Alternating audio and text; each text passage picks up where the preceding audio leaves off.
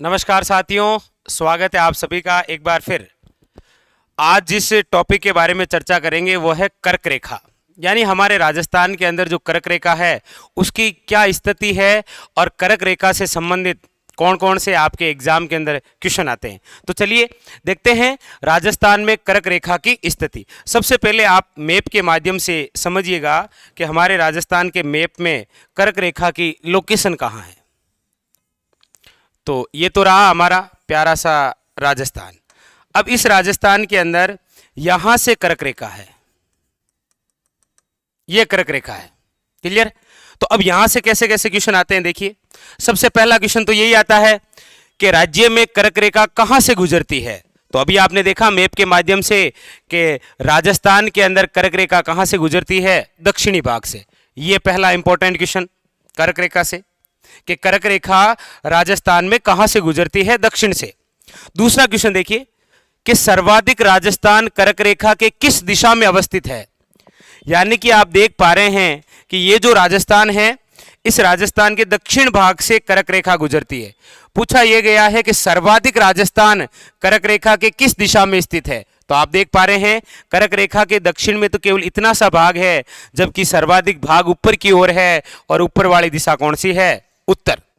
ये दूसरा question clear हो गया कि सर्वाधिक राजस्थान कर्क रेखा के किस दिशा में स्थित है, उत्तर दिशा में।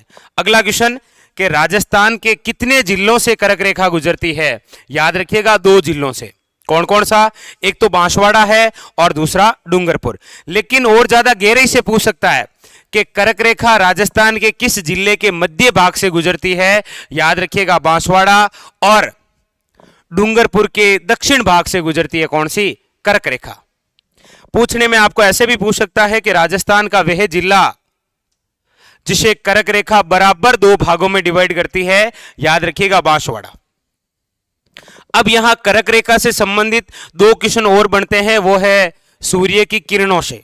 एक बात आप जरूर समझिए कि राजस्थान का कोई भी जिला कर्क रेखा के जितना नजदीक होगा वहां पर सूर्य की किरण उतनी ही सीधी होगी, और राजस्थान का कोई भी जिला जो कर्क रेखा से सर्वाधिक दूरी पर होगा वहां पर सूर्य की किरण क्या होगी, तिरछी। देख लीजिए मैप में भी आप देख पा रहे हैं कि ये जो कर्क रेखा है, ये कर्क रेखा सर्वाधिक किस जिले के नजदीक, तो बांसवाड़ा। इसीलिए आप पढ़ते हैं कि सूर्य की किरण सर्वाधिक सीधी कहां है, बांसवाड़ा के अंदर।